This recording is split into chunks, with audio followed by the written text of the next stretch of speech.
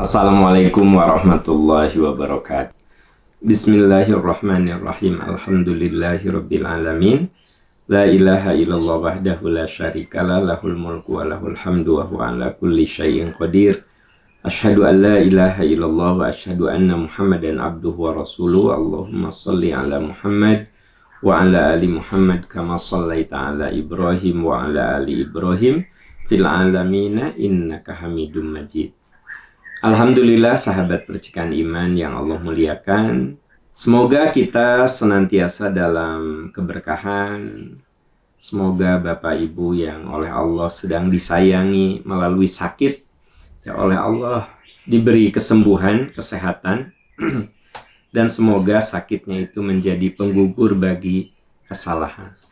Dan sahabat-sahabat tercinta, bagi kita yang oleh Allah sedang diberi kesehatan, semoga kita bisa mensyukuri kesehatan ini dalam kebaikan. Pagi ini, hari Senin, kita akan bahas buku yang ada di tangan saya, namanya Tafsir Al-Hikmah. Ya. Tafsir Al-Hikmah ini membahas tentang surat pendek yang ada di juz ke-30 atau juz amma. Hari ini kita akan melanjutkan pembahasan pekan yang lalu. Sabtu yang lalu kita sudah bahas 5 ayat. Dari ayat 1 sampai dengan 5. Sekarang kita akan bahas ayat 6 dan seterusnya. Silahkan siapkan bagi yang waktunya leluasa, tidak sedang beraktivitas. Bisa disiapkan Qur'annya karena nanti saya akan rujuk penafsirannya pada surat-surat yang ada di tempat yang lain, di ayat yang lain, di surat yang lain. Karena metode yang kita gunakan adalah metode tafsirul Qur'an bil Qur'an, menafsirkan Qur'an dengan ayat-ayat lain yang ada di Qur'an. Kalau tidak ada tafsir dalam ayat, maka kita cari tafsir dalam hadis. Itu yang disebut dengan tafsirul Quran bis sunnah.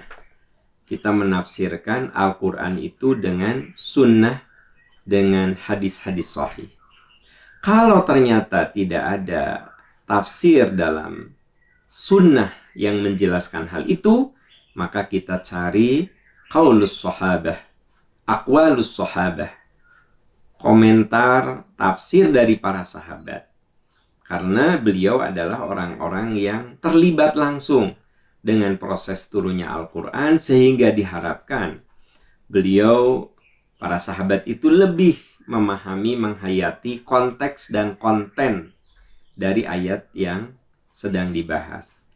Makanya metode yang kita gunakan Quran bil Quran, Quran bis sunnah, Quran bi aqwalis sahabah atau bi qaulis sahabah. Nah, setelah itu baru kita mendengar pendapat-pendapat para pakar di bidang tafsir. Itu metode yang kita jalankan supaya aman, supaya benar, supaya kita tidak menafsirkan Quran berdasarkan pikiran dan hawa nafsu kita semata, tetapi harus berdasarkan ilmu. Itu yang diharapkan. Kenapa kita menggunakan metode Quran bil Quran, Quran bis sunnah, Quran bi qaulis sahabah. Ya, sekarang kita lihat ayat 6. A'udzubillahi minasyaitonirrajim dari surat Al-A'la. Sanuqri'uka fala tansa. Kami akan membacakan Quran kepadamu sehingga kamu tidak akan lupa. Sahabat percikan iman, Allah sudah memilih baginda Rasulullah Sallallahu Alaihi Wasallam sebagai makhluk terbaik untuk mengemban amanah, yaitu menyampaikan Al-Quran kepada kita semua, kepada umat manusia. Thumma awrathnal kitab alladzina astafaina min ibadina. Kami pilih, thumma astafaina, kami pilih orang-orang yang layak dari hamba kami. Tsummastofaina min ibadina. Kami pilih jatuhlah pilihan itu kepada baginda Rasulullah Shallallahu Alaihi Wasallam sebagai nabi terakhir, nabi penutup. Ketika nabi itu menerima wahyu Al-Quran, sangat manusiawi ada kekhawatiran dari beliau ketika malaikat Jibril membacakan. Ada saat beliau itu terburu-buru menangkap, mengulangi. Jadi ketika Jibril membacakan Al-Quran, Rasulullah bersegera gitu mengulangi lagi. Maka ini kemudian ditegur, sanukri'uka fala tansa. Kami akan membacakan Quran kepadamu. Jadi Nabi Shallallahu Alaihi Wasallam benar-benar menerima Al-Quran, satu huruf tidak ada yang berubah, satu kata tidak ada yang berubah, satu kalimat tidak ada yang berubah. Apa yang disampaikan malaikat Jibril, itulah yang Allah kehendaki. Sanukri'uka fala tansa. Kami akan membacakan Al-Quran kepadamu Muhammad, fala tansa, dan kamu tidak akan lupa. Nah, untuk memahami ayat ini akan lebih jelas kalau sahabat percikan iman buka surat Al-Qiyamah. Silahkan yang waktunya leluasa, Anda buka surat Al-Qiyamah, surat ke-75. Nah, surat 75 sudah ditemukan. Nah, coba kita lihat ayat 16 ya. Wala la tuharrik bihi lisanaka lita'jala bih. Jangan engkau Muhammad gerakan lisanmu. Gerakan lisanmu jadi segera gitu untuk membaca Al-Quran lita'jala bih, karena hendak cepat-cepat menguasainya. Allah Subhanahu wa Ta'ala merekam keinginan Rasul untuk segera menguasai Al-Quran. La tuharrik bihi lisanaka lita'jala bih. Jangan engkau Muhammad terburu-buru mengucapkan, menggerakkan lisanmu. Inna alaina jam'ahu wa qur'ana. Sesungguhnya kami yang mengumpulkan Quran itu di hatimu, wa qur'ana, dan membacakannya.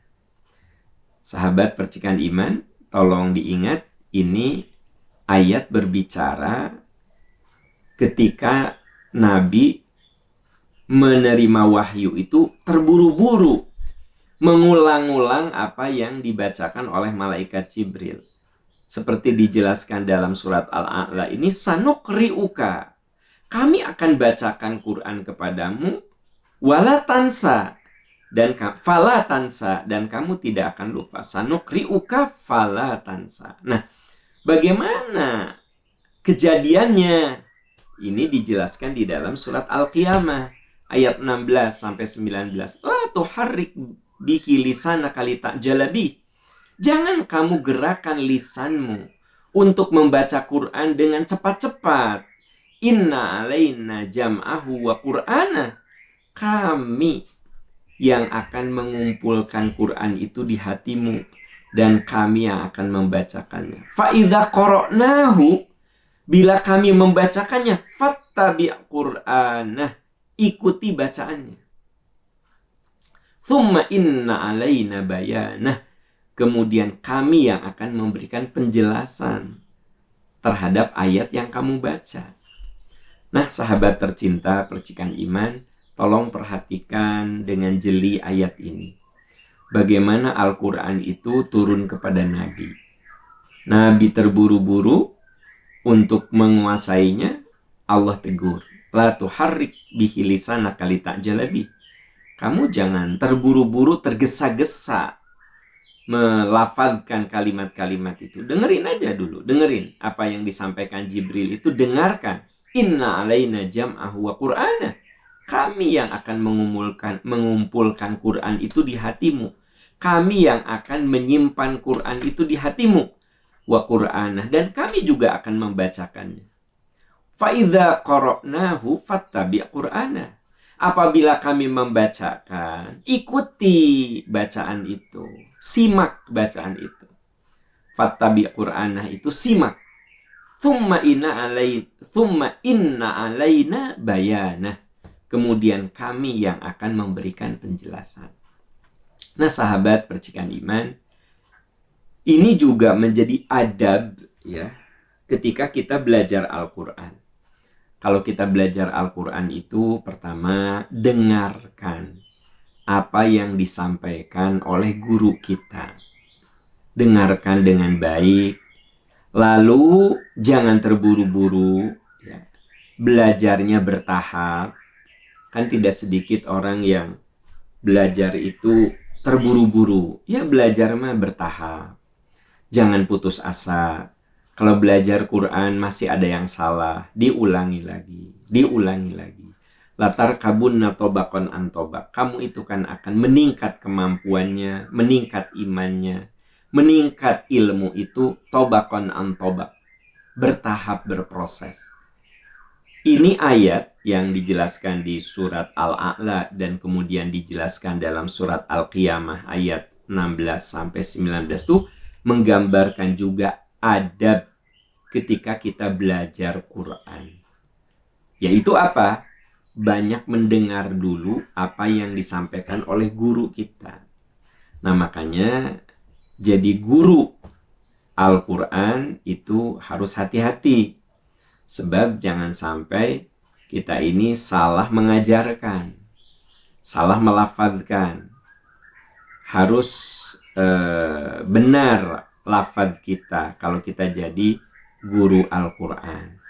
Karena itu, sahabat percikan iman, menjadi sebuah kebutuhan untuk diasah, dibina para mujahid Quran, para pejuang Quran itu, supaya kemampuan membacanya sebagai guru itu bagus. Nah, ini yang insya Allah di Yayasan Percikan Iman, di Lembaga Dakwah Percikan Iman, kita concern untuk memperhatikan dan meningkatkan kapasitas ilmiah para mujahid Quran, para pejuang Quran, dan juga kesejahteraannya. Nah, ini bisa terwujud ya karena support dari teman-teman semuanya. Kita nanti akan ada pembinaan ya selama beberapa malam. Kita asah kemampuan para pejuang Quran. Boleh jadi beliau-beliau ini sudah berjuang mengajarkan Al-Quran, tapi mungkin saja ada metode atau cara baca yang masih harus dibetulkan. Karena malaikat Jibril ketika membacakan Al-Quran itu dengan mutqin, dengan benar ya. Nah, Nabi terburu-buru kan ingin mengulangi. Lalu ditegur, la tuharrik bihi lisanak. Kamu nggak usah terburu-buru, litak jalabi. Ingin cepat-cepat nggak usah. Dengerin aja dulu. Inna alaina jam'ahu Qur'ana wa Qur'ana. Jadi Quran itu didengarkan, diulangi dengan tertib, insya Allah. Dengan pengulangan-pengulangan itu, Allah himpun Quran itu di hati kita. Allah himpun Quran itu dalam pikiran kita. Karenanya Quran adalah satu-satunya kitab suci di muka bumi ini yang bisa dihafal oleh jutaan orang. Apa teman-teman masih ragu dengan kemukjizatan Quran? Bandingkan. Ada gitu di muka bumi ini umat agama lain yang menghafal kitab sucinya dalam jumlah jutaan. Umat Islam di seluruh dunia itu ratus juta yang hafal Quran. Kebayang gak sama Anda? Quran 30 juz itu ada di kepalanya, ada di hatinya. Sesuai yang Allah janjikan, inna alaina jam'ahu wa Qur'ana. Kami yang akan menyimpan Quran itu di hatimu. Jadi teman-teman sekalian, kita berusaha untuk menghafal beberapa ayat Quran yang kita gunakan minimal dalam sholat. Ya minimal juz amma. Juz amma itu kita hafalkan minimal. Ya nanti dengan kemampuan waktu, dengan kemampuan akal, dengan ketersediaan waktu kita tambah lagi. biasakan kita berusaha untuk menambah hafalan-hafalan Quran. Karena itu bagian dari yang Allah himpun dalam hati kita. Fa idza qara'nahu fattabi' Qur'ana. Kalau Quran itu dibacakan, kamu simak. Kamu dengarkan. Tsumma inna alaina bayanah. Dan kami yang akan menjelaskan Al-Quran. Nah, ini yang dijelaskan di surat Al-A'la ayat 6. Sanuqri'uka fala tansa. Kami akan membacakan Al-Quran dan kamu tidak akan lupa. Ini ditujukan kepada Nabi Muhammad. Kita ini ya, kalau tidak mau lupa harus murojaah. Diulang. Makanya dalam belajar Al-Quran ya, menghafal itu mudah. Yang susah itu menjaga hafalan Quran. Coba sahabat percikan iman, ada nggak di antara Anda yang dulu hafal 1 juz amma? Sekarang yang tersisa berapa? Atau dulu hafal surat yang relatif panjang. Amma yatasaaluna 'anin naba'il 'azim alladzi hum fihi mukhtalifun, itu ngelotok kan, hafal. Tapi karena tidak pernah diulang, ya, tidak pernah murojaah, maka otomatis dengan perjalanan waktu apa yang ada di hati kita, surat An-Naba itu hilang. Surat An-Nazi'at hilang. Surat Abasa hilang. Surat At-Takwir idza syamsu kuwirat hilang. Surat Al-Infitar idza sama'un fatarat hilang. Al-Mutaffifin wailul lil mutaffifin itu juga hilang. Kenapa coba? Hafalan yang begitu berharga hilang karena kita tidak pernah merawatnya. Kalau kita hilang dompet, wah, gelisah. Kalau kita hilang handphone, gelisah. Tapi kalau kita hilang hafalan Quran, kenapa tidak gelisah? Ya. Padahal Quran itu akan menjadi bagian dari keberkahan diri kita. Maka berjuanglah untuk berusaha menjaga apa yang sudah hafal itu tetap ada dalam hati kita. Kalaupun kita tidak bisa menambah jumlah, minimal mempertahankan yang ada. Bagi teman-teman, sahabat-sahabat yang masih muda-muda, ya, paling tidak 1 juz lah kita hafal. Sehingga kalau kita sholat tahajud itu relatif bisa menikmati rakaat pertama, ya. Amma yatasaaluna 'anin naba'il 'azim, tamat 1 rakaat, ya. Rakaat kedua, wan nazi'ati gharqa wan nasyitati nashta was-sabihati sabha. Rakaat kedua. Ya, rakaat ketiga, abasa wa tawalla an ja'ahul a'ma wa ma yudrika la'allahu yazzakka. Tamat, ya. 1 rakaat. Rakaat yang keempat, idza syamsu kuwirat wa idzan nujumu kadarat wa idzal jibalu suyirat. Nah, 4 rakaat itu 4 surat dari juz amma, ya enggak? An-Naba, kemudian An-Nazi'at, Abasa, dan At-Takwir. Nah, 4 rakaat tuh. Nanti 4 rakaat berikutnya, ya. Al-Infitar, idza sama'un fatarat wa idzal kawakibun tatharat wa idzal biharu fujirat. Rakaat keduanya, wailul lil mutaffifin alladzina idza talu 'alan nasi yastawfun wa idza kaluhum. Rakaat kedua, ya. Rakaat ketiga, idza sama'un syaqqat wa adzinat li rabbiha wa huqqat wa idzal ardu muddat wa alqat ma fiha wa taqallat. Nah, rakaat keempat, ya. Kita baca surat-surat berikutnya. Kan kalau kita hafal juz amma, paling tidak kalau kita tahajud 11 rakaat itu ya tidak berputar-putar di kulhu ina atau wal asri kulhu ina. Bukan salah, boleh-boleh saja. Tapi kan supaya waktu kita kan leluasa nih. Nah, kita baca. Paling tidak juz amma itu berjuanglah untuk kita hafal. Makanya yang saya dahulukan tulis itu adalah tafsir yang ada di juz amma ini. Tafsir Al-Hikmah. Kenapa coba? Karena juz amma lah yang minimal, ya, untuk bisa sholat tahajud dengan nikmat itu hafal juz amma minimal. Kembali ke ayat yang sedang saya bahas, sanuqri'uka fala tansa. illa masya Allah innahu ya'lamul jahra wa ma yakhfa.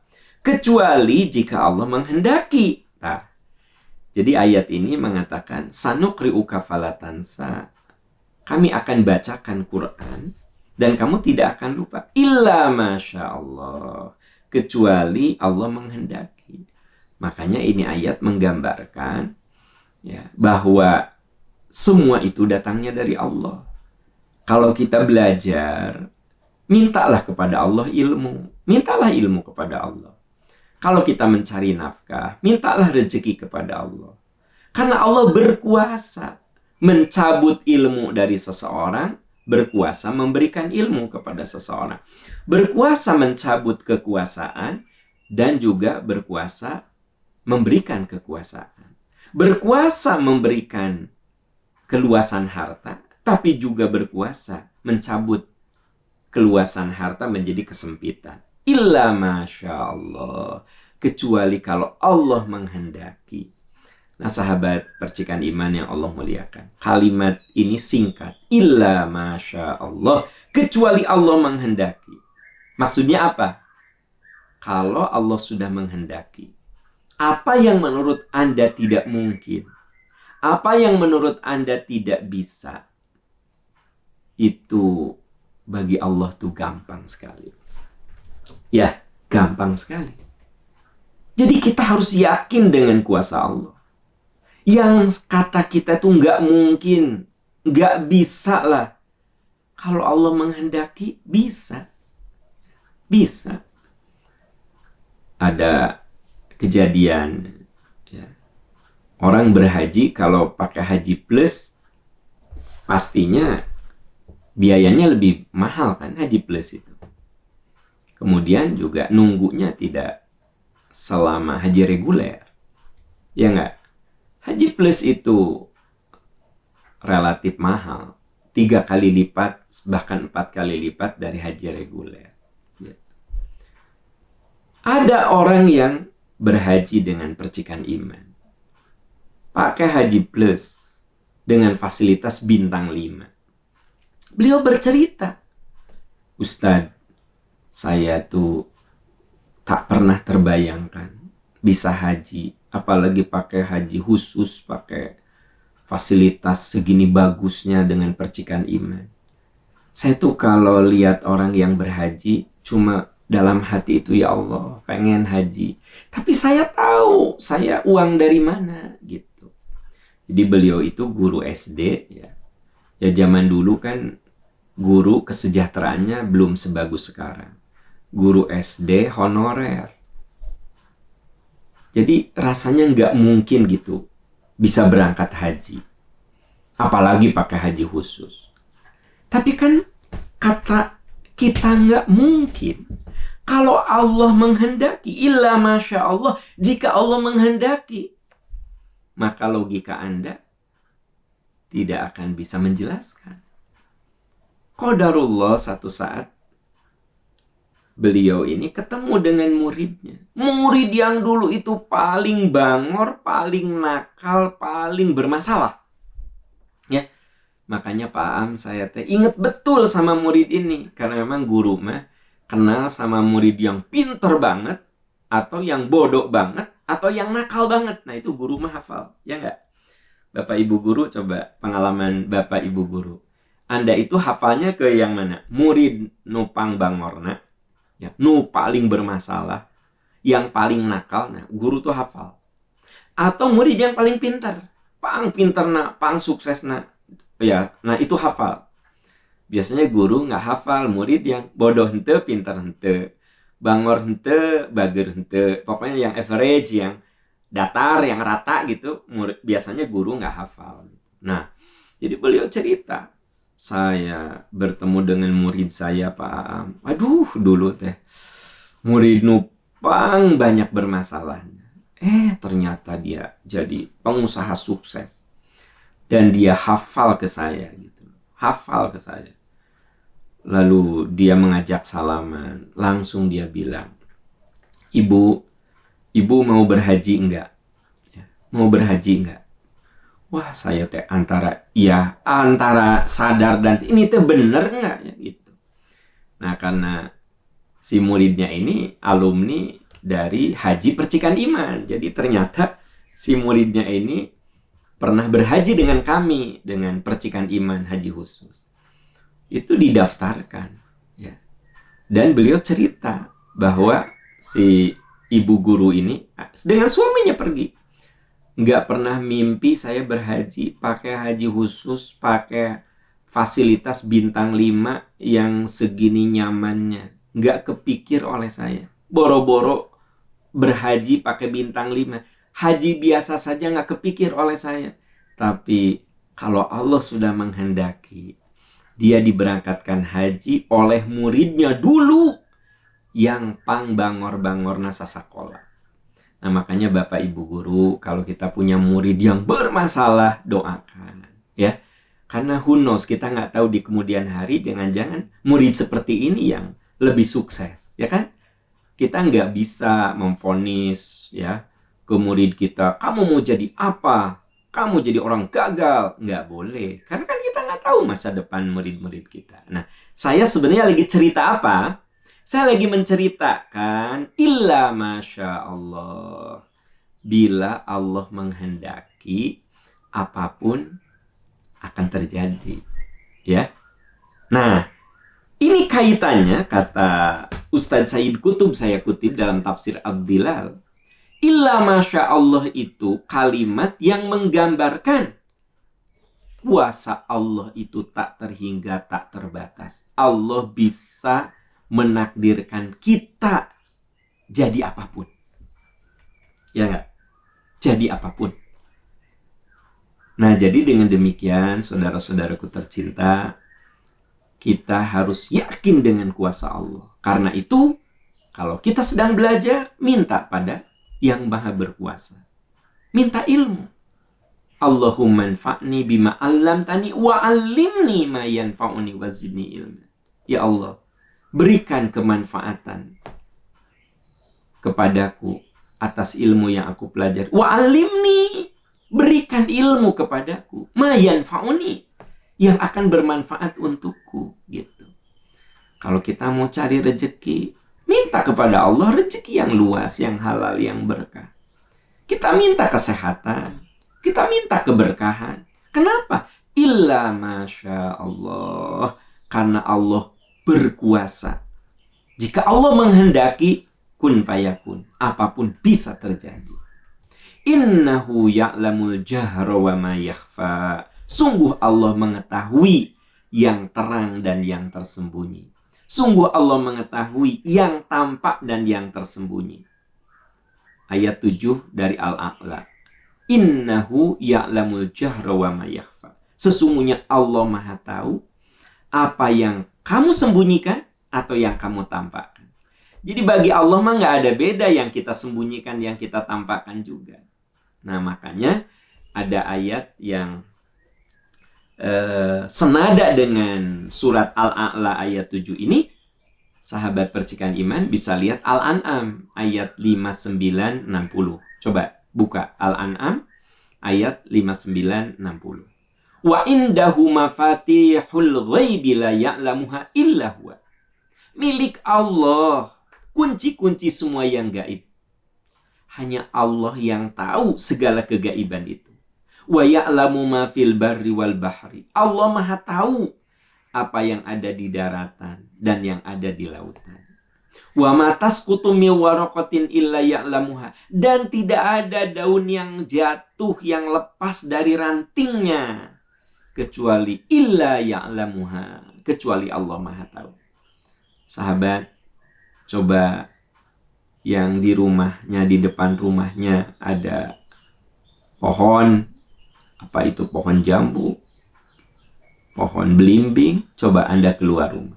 Perhatikan di bawah. Ada nggak daun yang berjatuhan? Ada. Nah, itu bukan kebetulan. Illa ya'lamuha. Anda yang senang anggrek, coba perhatikan. Ada nggak bunga anggrek yang lepas? Jangan bilang itu kebetulan. Illa ya'lamuha. Itu karena kuasa Allah dan Allah tahu. wala habbatin fi dhulumatil ardi wala ratbin wala yabisin illa fi kitabim mubin. Dan tidak ada biji yang kering atau basah di tengah kegelapan kecuali semuanya ada termaktub dalam kitab yang nyata. Semuanya ada dalam kuasa Allah. Jadi kalau ibu sekarang bikin nasi goreng, lalu cabenya ibu buang, ini biji cabenya Anda buang. Biji cabenya Anda buang ke tempat sampah. Nah, Anda, Bapak Ibu, saya, kita semua tidak tahu dari biji cabai yang kita buang ke tempat sampah. Ternyata dengan kuasa Allah ada yang tumbuh, ada yang mati. Wala habbatin fi dhulumatil ardi wala ratbin wala yabisin. Ratbin itu biji yang basah, maksudnya dia hidup. Yabis artinya dia kering, mati gitu. Jadi dari biji cabai yang kita buang ke tempat sampah, lalu dibuang ke tempat pembuangan sampah besar, ternyata ada hujan, terbawa arus, ya. Dan kita tidak tahu dari biji cabai itu di mana akan tumbuh, berapa yang tumbuh dan berapa yang mati, yang jadi sampah. Kita tidak tahu, tapi Allah Maha tahu. Huwallazi yatawaffakum billail. Coba ayat 60-nya. Allah yang menidurkanmu di malam hari.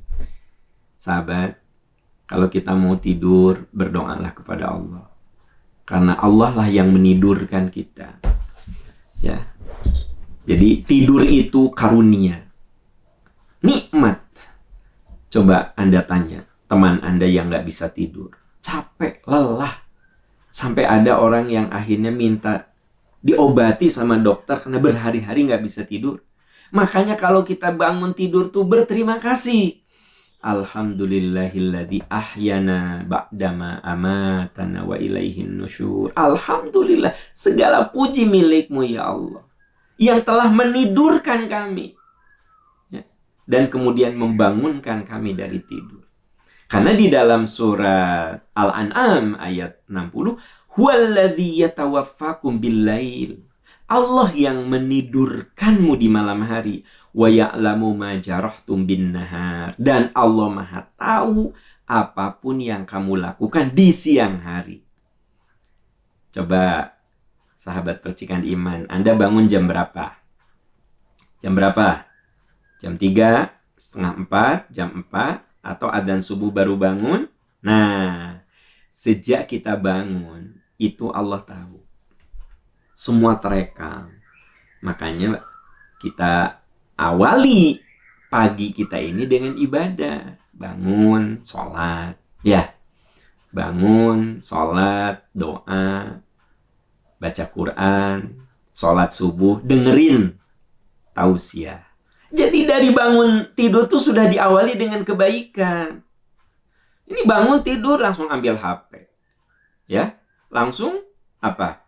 Lihat gosip-gosip. Langsung komen hal-hal yang negatif. Jadi diawali bangun kegiatan pagi itu dengan dosa. Tsumma yab'atsukum fihi liyuqda ajalun musamma. Kemudian Allah membangunkan kamu, ya. Dan nanti Allah menakdirkan kamu ajalun musamma, sampai waktu yang ditentukan. Tsumma ilaihi marji'ukum. Setelah itu kamu akan balik pada Allah. Jadi ayat ini menggambarkan, saudara-saudaraku tercinta, ya'lamul jahra wa ma yakhfa. Allah Maha tahu apa yang kita sembunyikan, apa yang kita tampakkan. Huwallazi yatawaffakum billail. Allah yang membuatmu bisa tidur di malam hari. Wa ya'lamu ma jarahtum bin nahar. Dan Allah Maha tahu apa yang kamu lakukan di siang hari, aktivitasmu di siang hari, dari bangun tidur sampai tidur lagi, Allah Maha tahu. Tsumma yab'atsukum fihi liyuqda ajalun musamma tsumma ilaihi marji'ukum. Kamu akan jalani kehidupan seperti itu dan pada akhirnya kamu akan kembali kepadanya. Tsumma yunabbi'ukum bima kuntum ta'malun. Kemudian Allah akan paparkan, ya, akan putar rekaman kehidupan kita, bima kuntum ta'malun, atas seluruh amal yang pernah kamu lakukan. Ini yang dimaksud illa masya'allah innahu ya'lamul jahra wa ma yakhfa. Allah Maha tahu. Yang berikutnya, wa nuyassiruka lil yusra. Kami akan mudahkan bagimu menuju jalan kemudahan, ya. Nah, Bapak Ibu, sahabat-sahabat tercinta yang Allah muliakan, kalau Allah sudah sayang sama kita dan kita berjuang untuk mendapat cinta Allah, Allah akan bukakan jalan pada kita, suatu kemudahan. Bagaimana kemudahan di sini? Mau berbuat kebaikan tuh rasanya dikasih mudah gitu. Kan teman-teman sekalian, kan ada orang yang mau dengerin ceramah pagi kayak gini aja susah gitu. Sepertinya teh ada aja halangan teh, nggak bisa gitu loh. Tapi ada di antara Anda cuma sekedar dengerin ceramah gini, mah apa sih susahnya? Ya nggak? Ya. Anda tinggal nyalakan radio, Anda tinggal akses ke radio streaming, Anda bisa tinggal buka YouTube, ya. Anda bisa buka IG, sambil Anda masak, sambil Anda jogging, sambil Anda beres-beres, Anda bisa dengar suara saya. Gampang kan? Tapi ada orang yang nggak bisa. Yang menurut kita gampang tuh, ada yang nggak bisa. Kenapa Anda merasa gampang? Wa nuyassiruka lil yusra. Karena Allah memberikan pertolongan, memberikan jalan kemudahan kepada kita untuk berbuat baik. Ya. Ya nggak sih? Nah, ini yang harus direnungkan. Ada orang yang bangun jam 4, terus sholat. Apa ya? Nggak beban gitu. Dia nikmati saja. Bangun jam 4, ya lumayan lah, masih ada waktu sholat tahajud. Atau setengah 4. Sekarang kan subuhnya setengah 5 lebih. Berarti kalau kita bangun jam setengah 4, ada waktu spare 60 menit. 1 jam untuk sholat, untuk berdoa. Ada orang yang melakukan ini tuh gampang gitu loh. Gampang leh. Mudah gitu. Tapi ada juga yang mau melakukan ini tuh susahnya luar biasa. Alarm 3 itu udah dipasang, tetap tidur juga. Ya. Alarm tuh 3. Jam setengah 4 bunyi. Alarm yang satu lagi, ya, jam setengah 4 lewat 10 menit. Per 10 menit di setting, tetap aja bangun nama setengah 5. Bangun nama jam 5. Susah gitu loh. Nah, Allah berfirman, wa nuyassiruka lil yusra. Kami akan mudahkan bagimu menuju jalan kemudahan. Kami akan buka untukmu kemudahan dalam berbuat kebaikan. Bersyukurlah kepada Allah kalau Anda, kita semua termasuk orang yang rasanya diberi mudah gitu. Ya, ngeluarin begitu ada rezeki berwakaf. Itu teh rasanya teh nggak beban gitu, ya wakaf aja, mumpung ada rezeki, ya, mumpung ada rezeki, ya bantu orang yang susah, ya bantu saja, gitu. Lagi ada rezeki sekedar berzakat, berinfak, mah gampang, gampang aja. Tapi jangan salah, ada orang yang mikirnya lamanya luar biasa. Akhirnya nggak dia lakukan, padahal rezekinya banyak. Mau ngeluarin 1 juta saja, merenung. Ya kalau duitnya nggak ada, oke lah, nggak apa-apa dah. Tidak mengeluarkan zakat, infak, sedekah, wakaf juga kalau nggak ada rezeki mah nggak apa-apa tuh. Tidak apa-apa. Ini masalah lagi cerita, ada orang yang berlimpah, tapi mau berbagi itu susahnya luar biasa. Nah, saudara-saudaraku tercinta, berterima kasihlah kepada Allah, bersyukurlah kepada Allah. Sekiranya kita termasuk orang yang wa nuyassiruka lil yusra.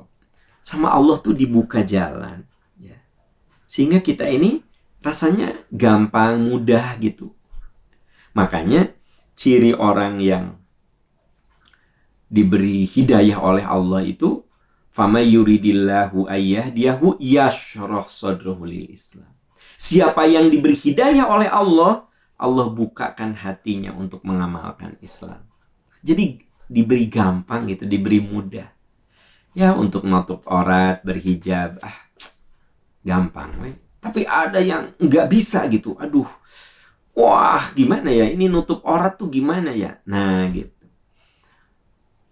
Tapi ada juga, ya udah, karena ini kewajiban, ya kemarin saya lalai, saya belum kuat, ya sekarang saya pakai. Gampang aja gitu, ya. Nah teman-teman sekalian, ini ciri orang ya diberi hidayah oleh Allah. Wa nuyassiruka lil yusra. Ayat yang senada dengan ini, teman-teman bisa lihat yang kaitannya dengan Rasulullah Shallallahu Alaihi Wasallam. Alam nashrah laka sadrak. Bukankah kami telah melapangkan hatimu? Wa wada'na anka wizrak. Dan kami angkat bebanmu. Allazi anqadha dhahrak. Yang membebani punggungmu. Saudara-saudaraku sekalian, hidup ini kan tidak selamanya ringan beban itu. Ya nggak? Ada orang yang hidupnya itu diberi beban dengan kekurangan harta. Capek cari rezeki. Ada juga yang rezeki gampang gitu loh. Dia itu mudah, tapi capek ngadepin pasangan hidup. Rezekinya banyak kan, capek gitu ngadepin suami. Seolah-olah punggungnya itu beban gitu ngadepin suami. Tapi rezeki banyak gitu. Ada juga yang suami nabok bagus, soleh, bager. Rezeki juga banyak, ya. Anak yang jadi beban. Alladzi anqadha dhahrak. Yang ada di pundakmu itu macam-macam.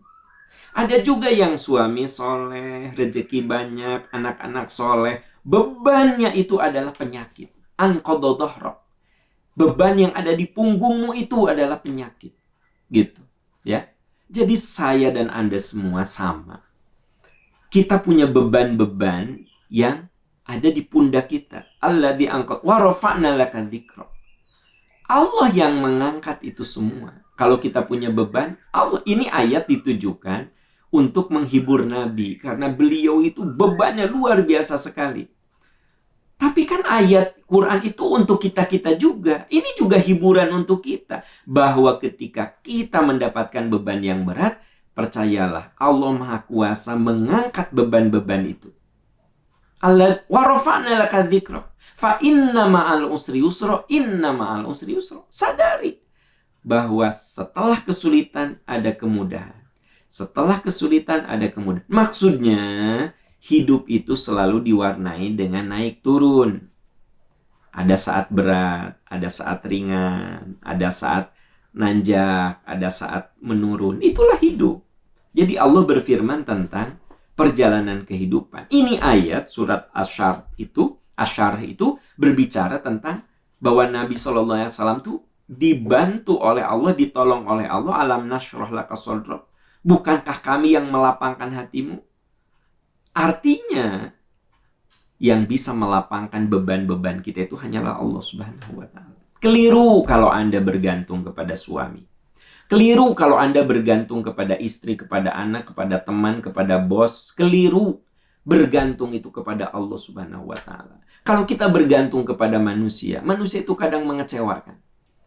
Kita berharap banyak sama anak, mungkin anak mengecewakan kita. Kita berharap banyak sama orang tua, mungkin orang tua mengecewakan kita. Kita berharap banyak sama pasangan hidup kita, mungkin mengecewakan kita. Kita berharap sama perusahaan kita, sama bos kita, sama manajemen, itu boleh jadi mengecewakan kita. Nah, wa nuyassiruka lil yusra. Ya, ingat, Allah yang memberikan kemudahan. Makanya mintalah sama Allah, apapun mintalah sama Allah. Nah, saudara-saudaraku tercinta, itu 3 ayat yang kita bahas hari ini. Surat Al-A'la ayat 6, 7, dan 8. Insya Allah, Senin depan, kalau Allah memberikan umur dan kesehatan, kita akan lanjutkan ayat ke-9 dan seterusnya. Teman-teman bisa baca tafsirnya, ya. Ini tafsir Al-Hikmah. Nah, ini tafsirnya. Ya. Bapak Ibu sahabat tercinta, demikian yang bisa saya sampaikan. Semoga Allah memberkahi. Subhanaka Allahumma wa bihamdika asyhadu an la ilaha illa anta astaghfiruka wa atubu ilaik. Walhamdulillahirabbil alamin. Wassalamualaikum warahmatullahi wabarakatuh.